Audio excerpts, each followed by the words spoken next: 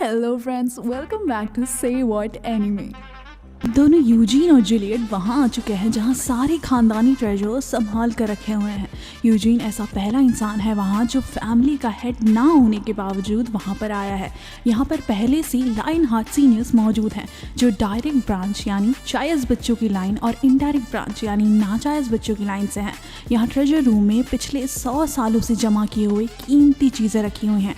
यहाँ वर्मथ की तलवार भी रखी हुई है। यूजीन उनसे उस तलवार की मांग करता है पर शायद ऐसा पॉसिबल है क्योंकि वो डायरेक्ट लाइन से बिलोंग नहीं करता। दूसरा रीजन ये भी है कि वर्मथ के जाने के बाद और कोई ऐसा इंसान नहीं है जिसे उस सीक्रेट स्वॉर्ड ने एक्सेप्ट किया हो एज अ ओनर। यूजीन फिर भी स्वॉर्ड को पास से देखने की जिद करता है। ये स्वॉर्ड वो स्वॉर्ड है जो सीक्रेट एम्पायर ऑफ आयरिस के पहले दिन से यहाँ मौजूद है। ये स्वॉर्ड खुद भगवान की तरफ से उन्हें दी गई थी और सिर्फ वर्मथ है जो इसे 300 साल पहले उठा पाया था। उसने इसे ही इस्तेमाल करके डीमन किंग ऑफ स्लॉटर का भी खात्मा किया था जो पूरे रंग की हाईएस्ट एंटाइटी था। यूजीन स्वॉर्ड निकालने की कोशिश करता है पर वो तलवार तस से मस नहीं होती, इसलिए वो अब दूसरी चीजें देखना चालू कर देता है। वहाँ है स्पेल स्वॉर्ड ऑफ ग्लटनी जो दूसरों के जादू को काट कर खुद की पावर में कन्वर्ट कर सकती है। वर्मथ इस तलवार को इसीलिए इस्तेमाल कर पाता था क्योंकि वो एक काफी उम्दा जादूगर था और यूजीन शायद अभी तक उस लेवल पर नहीं पहुंचा है। उसे आगे ड्रैकोनियन कार्बोस्फीयर दिखता है जो गर्म होने में कुछ समय जरूर लगाता है पर एक ड्रैगन की जितनी पावरफुल फ्लेम फेंक सकता है। दूसरी है वाइन स्टॉर्म स्वॉर्ड। ये वो स्वॉर्ड है जो एलिमेंटल स्पिरिट द्वारा ब्लेस की गई थी जिसका नाम था किंग ऑफ वॉन्ड। दूसरा है बो ऑफ अनब्राइडल थंडर। ये बो थंडर शूट कर सकता है जितनी दूर चाहो उतनी दूर। ये सारे ही अच्छे नजर आ रहे हैं पर यूजीन को आगे कोई और चीज चाहिए, इसलिए वो आगे बढ़कर और छानबीन करने लगता है। तभी उसे एक नेकलेस दिखता है। ये तो हेमल का नेकलेस है। ये हेमल के पेरेंट्स ने उसे दिया था जिन्हें मॉन्स्टर ने खा लिया था। उसे समझ नहीं आ रहा उसका पुराना नेकलेस यहाँ पर क्या कर रहा है। क्या वर्मथ उसकी बॉडी यहाँ लेकर आया था? उसे ये भी नहीं समझ आ रहा कि वर्मथ और बाकी 2 डीमन किंग्स अभी तक क्यों जिंदा हैं। शायद उन्होंने कोई डील करी होगी यूजीन के सामान को संभाल कर रखने की। जो भी है, इम्पोर्टेंट बात यह है कि डीमन किंग अभी भी जिंदा है।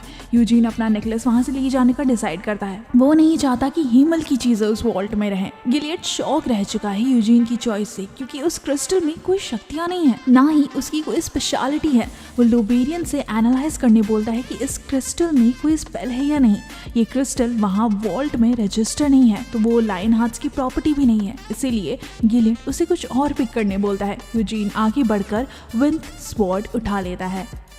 यूजीन बाहर आकर टिसेरा से बात करने लगता है। टिसेरा जानना चाहती है कि अंदर ट्रेजर रूम में क्या क्या था। उसे समझ नहीं आया कि यूजीन ने इतनी सारी तलवार होते हुए भी एक स्पीयर क्यों चूज की। 300 साल पहले हेलमेट में 5 डीमन किंग्स हुआ करते थे। रैंक 1 पे है the demon king of apocalypse. Rank 2 पर है the demon king of imprisonment. Rank 3 पर है the demon king of madness. Rank 4 पर है the demon king of brutality. Rank 5 पर है the demon king of massacre. Tessera और गागिस डिस्कस करना चालू कर देते हैं कि कौन सा डीमन सबसे ज्यादा स्ट्रॉन्ग है। मैसेकर और ब्रुटैलिटी के डीमन वेपन्स मिसिंग हैं। यूजीन सोच रहा है कि कौन चुरा सकता है उन्हें। अगर वहाँ मूनलाइट ब्लेड स्वॉर्ड मौजूद होती तो यूजीन एक ही झटके में उसे चूज कर लेता। ये वही स्वॉर्ड है जिसने डीमन किंग ऑफ ब्रुटैलिटी को मात दी थी। यूजीन अपनी स्वॉर्ड से प्रैक्टिस करना चालू कर देता है और बाकी 2 उसे बस दूर खड़े देख रहे हैं। हम आगे बढ़ते हैं और गिलियड और लोबेरियन को उस नेकलेस के बारे में डिस्कस करते हुए देखते हैं। बट बात ये है कि उस ब्रेसलेट के अंदर कोई मैजिक मौजूद नहीं है, इसलिए दोनों ये सोचना चालू कर देते हैं कि भाई ऐसी चीज वॉल्ट में क्यों प्रेजेंट है। लोबेरियन को याद आता है कि एक ऐसा भी मैजिक है जो माना की मेमोरीज को रीड कर सकता है। सिएना ने ये मैजिक क्रिएट किया था। सारे ऑब्जेक्ट्स में माना होता है तो लोबेरियन मैजिक यूज करके उस माना की मेमोरीज रीड करेगा। लोबेरियन मैजिक तो एक्टिवेट करता है लेकिन उसे मेमोरीज दिखती हैं 1000 साल पहले की। बट ये सिर्फ कुछ मिनट की मेमोरीज हैं। शायद दूसरे ऑब्जेक्ट्स के मैजिक की वजह से इस नेकलेस का माना डैमेज हो चुका है, इसलिए आखिर में गिलियड वो नेकलेस यूजीन को देने का डिसाइड करता है और साथ ही उसे ये भी बताता है कि वो उसे एज अ सन अडॉप्ट करना चाहता है। यहाँ एंट्री होती है जिन लायनहार्ट की, जो आखिरकार यूजीन को देखकर काफी खुश है। जिन यूजीन को गाइड करेगा किसी मीटिंग या किसी बड़ी चीज के लिए। आगे वो यूजीन को गाइड करता है मेन रूम में, जहाँ गिलियड बैठा हुआ है। गिलियड यूजीन को उस नेकलेस के मैजिक के बारे में बताना चालू कर देता है और बताता है कि उसमें कोई मेमोरीज नहीं मिली, बल्कि हमें 100 साल पहले का नजारा दिखा, जहाँ पे बस वो नेकलेस जहाँ बेचा गया था उस मार्केट की कुछ तस्वीरें नजर आईं। यूजीन को ये सुनकर शौक लग जाता है कि उसका नेकलेस किसी ऐसी जगह पर भटक रहा था। गिलियड आगे खुद को प्रिपेयर कर रहा है यूजीन को उसके अडॉप्शन के बारे में बताने के लिए। तो पहले गिलियड कुछ बोल पाता, यूजीन को लगता है कि गिलियड उसकी शादी सील से कराना चाहता है। गिलियड आगे उसे अडॉप्शन के बारे में बताता है, जो सुनकर यूजीन शॉक्ड रह जाता है। गिलियड बोलता है, ना कि सिर्फ तुम बल्कि तुम्हारे पिता भी इस परिवार के सदस्य बन जाएंगे। वो एक पिता से उनका बेटा नहीं छीनना चाहते। यूजीन कहता है कि मैं अपने पिता पर इसका डिसीजन छोड़ दूंगा। गिलियड कहता है, ठीक है, मैं तुम्हारे पिता को ले आऊंगा ताकि तुम उनसे ये सारी बातें डिस्कस कर पाओ। वो जेम टूटने के बाद माना रिलीज करता है, जो माना पावर में बदली जा सकती है, और ये जेम मॉन्स्टर्स के चेस्ट में प्रेजेंट होता है। यूजीन अब और ज्यादा एक्साइटेड हो गया है माना से ट्रेन करने के लिए। यूजीन जब वहाँ से निकलता है उसे एक परफ्यूम की स्मेल आती है, खुशबू अजीब सी। जब वो आगे बढ़कर देखता है तो वहाँ पे छुपी होती है एनेसीलिया। एनेसीलिया को यूजीन से बहुत नफरत है, पर वो यूजीन की दुश्मन बनने के बजाय उसकी दोस्त बनकर रहना ज्यादा पसंद करेगी, क्योंकि यूजीन का इस फैमिली में काफी बड़ा फ्यूचर होने वाला है, और अगर उससे दुश्मनी की तो शायद वो चीज उसी पर भारी पड़ जाए।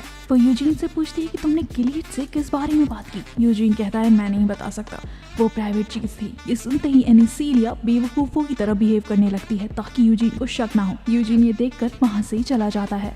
2 दिन बाद यूजीन के असली पिता आते हैं। दोनों एक दूसरे से मिलकर काफी इमोशनल हो जाते हैं। उन्हें लगा नहीं था कि उनका बेटा सच में ये कंपटीशन जीत जाएगा। गिलियड और जिहाद अब एक दूसरे से बात करने बैठते हैं। गिलियड जिहाद को अडॉप्शन के बारे में बताता है, पर जिहाद इस बारे में कुछ ज्यादा खुश नहीं है, क्योंकि उसे लगता है और दूसरी फैमिली मेंबर्स ये सुनकर यूजीन को अपना दुश्मन बना लेंगे। गिलियड बताता है कि अगर मैंने उसे अडॉप्ट कर लिया तो शायद ये फ्यूचर में जाकर बहुत बड़ा राजा बन जाए। यूजीन के पिता यूजीन से इस बारे में बात करने जाते हैं, जहाँ यूजीन प्रैक्टिस कर रहा होता है। उन्होंने डिसाइड किया है कि वो यूजीन को अडॉप्ट होने देंगे उसके खुद के फ्यूचर के लिए, पर उन्हें इस बात का डर है कि शायद यहाँ पर उसकी जिंदगी और डिफिकल्ट बन सकती है। यूजीन कहता है, अब टेंशन बिल्कुल ना ले, मैं सब संभाल लूंगा। दोनों की बातचीत के बाद यूजीन के पिता वहाँ से चले जाते हैं और यूजीन वापस ट्रेनिंग करने लगता है।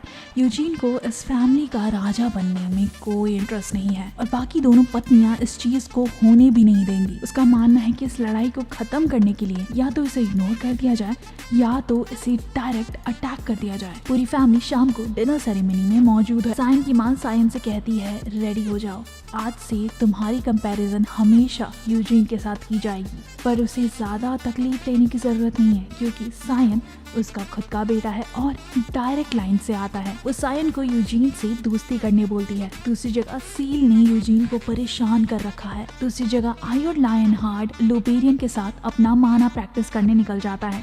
आयोड इस बात से काफी खुश है कि वो अपने परिवार से दूर जा रहा है, पर उसकी माँ उस पर काफी प्रेशर डाल रही है इस परिवार का पेट्रियार्क बनने के लिए। गिलियड चाहता है कि उसका बेटा एक खुशी वाली जिंदगी जिए। आयोड अपने परिवार वाले टैलेंट्स के साथ पैदा नहीं हुआ है, ना ही उसे इन सब में कोई इंटरेस्ट है। वो यहाँ रहने से अच्छा दूर जाकर कुछ विजिट्स के साथ मिलकर रहना ज्यादा पसंद करेगा और एरोथ में अपनी पावर ग्रो करेगा। सब एक एक करके रिटर्न अपने घर चले जाते हैं। यूजीन और गेरहार्ड एक खाली बिल्डिंग में आज माना सीखेंगे। माना को 2 कैटेगरीज में डिवाइड किया गया है। पहला ब्रीदिंग टेक्निक, दूसरा बॉडी ट्रेनिंग। ब्रीदिंग टेक्निक में आपको अपने एनवायरनमेंट की एयर से माना कलेक्ट करना होता है। बॉडी ट्रेनिंग में आपको बॉडी मूव करनी होती है माना कलेक्ट करने के लिए। पर ब्रीदिंग टेक्निक बॉडी टेक्निक से ज्यादा आसान है, और पास्ट में हेमल भी ब्रीदिंग टेक्निक ही यूज किया करता था, पर उसने वर्मथ और सिएना के रेकमेंड करने पर अपनी ट्रेनिंग स्टाइल स्विच कर दी। यूजीन और जिन मिलकर फॉरेस्ट के लिए निकल जाते हैं, जहां माना कॉन्सेंट्रेटेड अमाउंट में प्रेजेंट है। ये फॉरेस्ट वर्मथ के द्वारा बनाया गया था 300 साल पहले। जिन यूजीन को 10 दिन देता है माना फील करने के लिए। यूजीन बोलता है मुझे 10 मिनट भी नहीं लगेंगे ये करने के लिए। दोनों एक हट के अंदर जाते हैं जहाँ एक स्टेयरकेस है जो रिचुअल सर्कल की तरफ जाता है।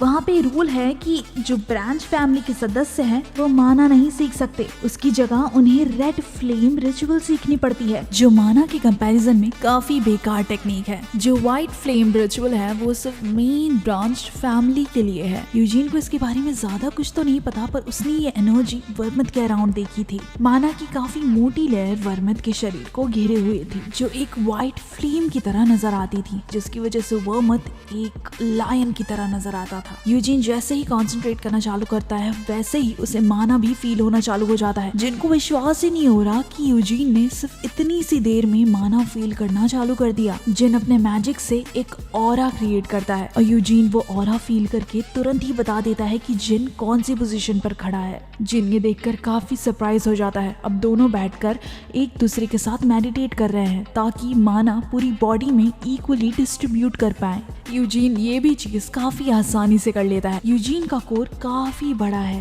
As compared to a beginner. जिन उसे मॉन्स्टर बुलाकर चिढ़ाने लगता है। दोनों थोड़ी देर में वहाँ से निकल जाते हैं। यूजीन समझाता है कि कोर अलग अलग हिस्सों में बढ़ सकता है, उसे स्टार्स कहा जाता है। और जिसने ये प्रैक्टिस स्टार्ट की थी वो था वर्मथ। उसके पास 10 स्टार्स थे और वो इकलौता इंसान था जो इतने सारे स्टार्स कलेक्ट कर पाया था। जिन और गिलियड के पास 6 स्टार्स हैं। सायन और आयोड के पास सिर्फ 1 स्टार है। यूजीन ये सोचकर काफी एक्साइटेड हो रहा है कि वो अपनी पुरानी बॉडी से कहीं ज्यादा ताकतवर बॉडी में रीइंकार्नेट हुआ है। वो साथ साथ वर्मथ की टेक्निक्स भी सीख रहा है।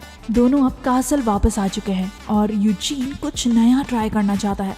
वो नीना को जल्दी से उसकी तलवार लाने बोलता है। यूजीन अपनी तलवार निकालकर माना यूज करने लगता है, जिसकी वजह से वहाँ पर तूफान खड़ा हो जाता है। वो बड़ा सा तूफान यूजीन को घेर लेता है और उससे कहता है कि मुझे याद हो तुम हेमल। ये आवाज है स्पिरिचुअल किंग ऑफ टेम्पेस्ट की। टेम्पेस्ट जानता है कि यूजीन का पुनर्जन्म हुआ है क्योंकि सोल कभी भी बदलती नहीं है। यूजीन किंग से पूछता है कि वर्मथ ने बचे हुए डीमन किंग्स को क्यों नहीं मारा। टेम्पेस्ट याद दिलाता है कि डीमन किंग ऑफ इम्प्रिजनमेंट के अगेंस्ट जो लड़ाई हुई थी वो काफी मुश्किल थी। आखिर में सिर्फ वर्मथ और डीमन किंग ही बचे थे एक दूसरे के आमने सामने। उसके बाद वर्मथ ने अपनी तलवार अंदर रख ली और किसी डीमन किंग से लड़ाई नहीं की। शायद उसने उनके साथ कोई कॉन्ट्रैक्ट बनाया था। यूजीन जानना चाहता है कि वर्मथ ने उनके साथ कैसा कॉन्ट्रैक्ट बनाया था। दुख की बात यह है कि टेम्पेस्ट को उस कॉन्ट्रैक्ट के बारे में कुछ भी नहीं पता। थोड़ी देर बाद माना यूज करते करते यूजीन को चक्कर आ जाता है और वो जमीन पर गिर जाता है। जब यूजीन वापस उठता है तो काफी कंफ्यूज्ड महसूस करता है।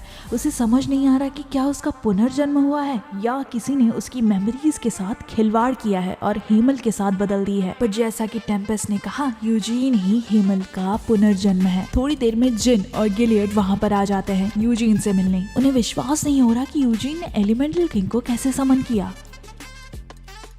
यही खत्म होता है आज का एनीमे एक्सप्लेनेशन। मिलते हैं नेक्स्ट एपिसोड में। तब तक लाइक, कमेंट, शेयर, सब्सक्राइब करना ना भूलें।